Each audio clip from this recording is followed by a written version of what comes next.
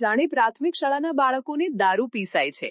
મોદજની પ્રાથમિક શાળા દારૂડિયાઓ માટે જાહેર ઇંગ્લિશ બાર બની। શાળામાંથી 500 થી વધારે દારૂની ખાલી બોટલો મળી। સરકારના નિયમોની એસી કી તેસી। શાળા સામે જ દારૂનો અડ્ડો। બાળકોમાં સારા સંસ્કારોનું સિંચન થાય માટે બાળકોને શાળામાં મોકલવામાં આવે છે। ત્યારે સરકારના કાયદા મુજબ શાળાથી 100 મીટરની ત્રિજ્યામાં ગુટકા કે તમાકુનું વેચાણ કરી ના શકાય। પણ મહેમદાબાદ તાલુકાના મોદજની પ્રાથમિક શાળાની બિલકુલ સામે જ દારૂનો અડ્ડો છે।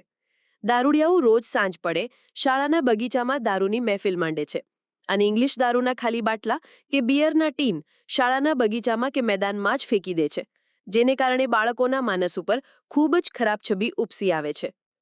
મહેમદાબાદના મોદજમાં આવેલ મોદજ પ્રાથમિક કુમાર શાળા તેમજ પ્રાથમિક કન્યા શાળા, જે એક જ મેદાનમાં 2 અલગ અલગ બિલ્ડિંગમાં આવેલી છે, આ શાળાઓના બગીચામાં રોજ રાત્રે દારૂની ખાલી બોટલો પડી હોય છે, જેને કારણે બાળકોને પણ દારૂની લતે ચડવાની લગની લાગે છે।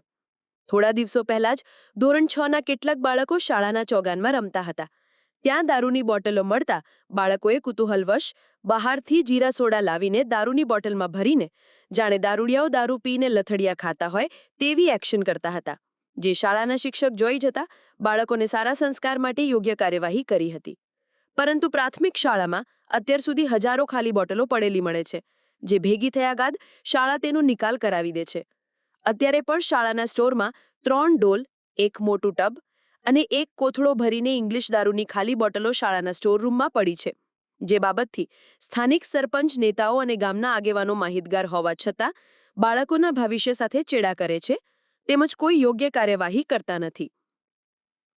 મોદજના પ્રાથમિક શાળાના બાળકોએ જણાવ્યું હતું કે રોજ મેદાનમાંથી દારૂની ઢગલાબંધ બોટલો મળે છે। 3 ડોલ અને મોટું ટબ ભરીને અને 1 કોથળો ભરીને દારૂ અને બિયરની બોટલો શાળાના સ્ટોર રૂમમાં પડી રહે છે। શાળામાં આવતા જ અમે પહેલા શાળા સ્વચ્છ કરીએ છીએ, જેમાં ખાસ કરીને શાળાના બગીચામાંથી રોજ દારૂ અને બિયરની બોટલો મળે છે। શાળાના શિક્ષકોએ જણાવ્યું હતું કે મોદજની પ્રાથમિક શાળાની સામે જ દેશી દારૂનું વેચાણ થાય છે, માટે શાળાએ આવતા બાળકોના ધ્યાને આ દારૂનો અડ્ડો આવે છે। તેમજ શાળાના બગીચામાં રોજ ઇંગ્લિશ દારૂની બોટલો અને બિયરના ટીન પડેલા હોય છે, જેથી અમને બીક લાગે છે કે જે બાળકોને અમે દિવસ દરમિયાન શાળામાં સંસ્કારોનું સિંચન કરીએ છીએ એ બાળકો અવળી લતે ચઢીને દારૂના બંધાણી ના થઈ જાય। મોદજની પ્રાથમિક શાળામાં વારંવાર ખાલી દારૂ અને બિયરની બોટલો મળતી હોવા બાબતે શાળાના આચાર્ય હરિસિંહ ચૌહાણે જણાવ્યું હતું કે આ બાબતે અમે વારંવાર શાળા સંચાલક મંડળમાં ફરિયાદો કરી છે તેમજ બાળકોના વાલીઓને પણ જાણ કરીએ છીએ। ખાસ કરીને શાળા પ્રવેશોત્સવના દિવસે જ ચાલુ કાર્યક્રમમાં પણ અમે આ વિષયે હાજર તાલુકાના વડાઓ સમક્ષ રજૂઆતો કરી હતી। તેમ છતાં આજે પણ શાળાના પ્રાંગણમાંથી દારૂની બોટલો મળી છે। મોદજના સ્થાનિક રહેવાસી જીતેન્દ્રસિંહ ચૌહાણે જણાવ્યું હતું કે હું શાળામાં એસએમસી સભ્ય છું। શાળામાં રોજ કોઈને કોઈ ખૂણે દારૂની ખાલી બોટલો મળે છે, જેને કારણે બાળકો દારૂ પીવા તરફ પ્રેરાય છે, જેનો એક દાખલો થોડા દિવસો પહેલા જ ધોરણ 6ના બાળકોએ દારૂની બોટલમાં થોડો દારૂ હતો તેમાં જીરા સોડા ઉમેરીને બાળકોએ પીધી હતી। આ પ્રકારનું કૃત્ય બંધ થવું જોઈએ। મોદજના શાળાના બાળકોએ જણાવ્યું હતું કે થોડા દિવસો પહેલા ધોરણ 6ના કેટલાક બાળકો શાળાના બગીચામાં ફરતા હતા, ત્યાં તેમને દારૂની ખાલી બોટલો મળી હતી, જેથી બાળકોએ શાળાની બહાર જઈ જીરા સોડાની બોટલ લાવીને તે જીરા સોડા દારૂની બોટલમાં ભરીને દારૂની બોટલથી જીરા સોડા પીધી હતી। જે વાતની જાણ શાળાના શિક્ષકોને થતાં શિક્ષકોએ ધોરણ 6ના બાળકોને બોલાવીને સજા કરી હતી। મોદજની પ્રાથમિક શાળામાં દારૂની ખાલી બોટલો બાબતે સ્વબહેમના એસએમસીના સભ્યોએ શાળા પ્રવેશોત્સવના કાર્યક્રમમાં આવેલા તાલુકા પંચાયતના પ્રમુખને ફરિયાદ કરી હતી, પરંતુ તાલુકા પંચાયતના પ્રમુખે માત્ર સરપંચને આ વાતનો નિકાલ લાવજો કહીને વાત દબાવી દીધી હતી। ઉપરથી ટ્રસ્ટને અને સભ્યોને સુફિયાણી સલાહ આપી કે તમે રાત માટે સિક્યોરિટી રાખો, પણ પોતાની નૈતિક ફરજ સમજી ના તો ધારાસભ્યોને જણાવ્યું કે પછી ના તો પોલીસને જાણ કરી, માત્ર કાર્યક્રમમાં આવી મોટી વાતો કરી નીકળી ગયા। મોદજનું માં શારદાનું મંદિર બન્યું। આ બાબતે મોદજના બીટ જમાદારે જણાવ્યું હતું કે પહેલા બધું ચાલતું હતું, પણ હવે આવું કશું ચાલતું નથી। અમે તપાસ કરતા રહીએ છીએ। અમે મોદજના મોટલેગરને પકડીને લાવ્યા હતા અને તેની ગાડી પણ પકડી લીધી હતી। આ બોટલો પહેલાની છે। મારું નામ પ્રિયદર્શી પ્રિયંકા છે। અને અહીંયા જે દારૂની બોટલો મળી છે એના વિશે તમે શું કહેશો?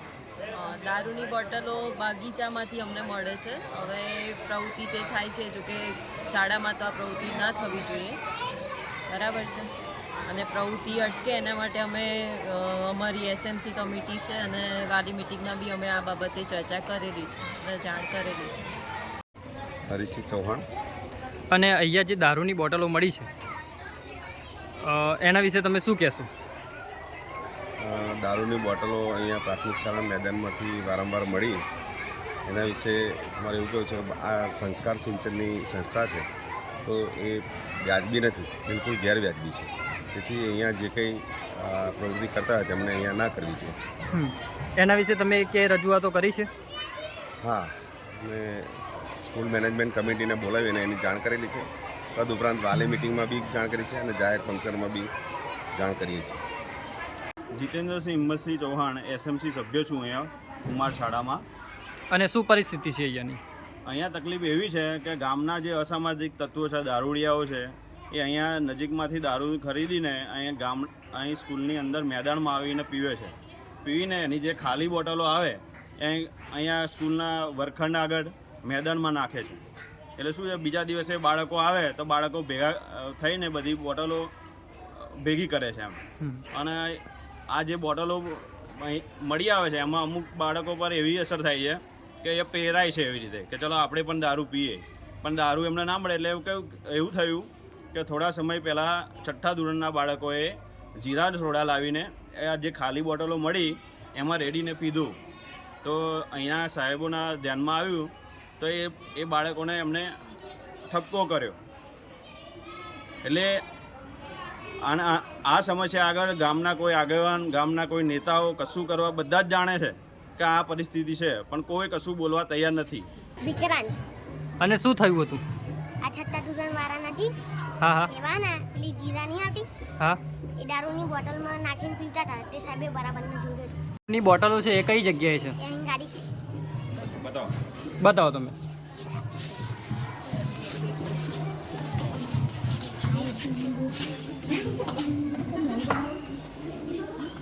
ઓય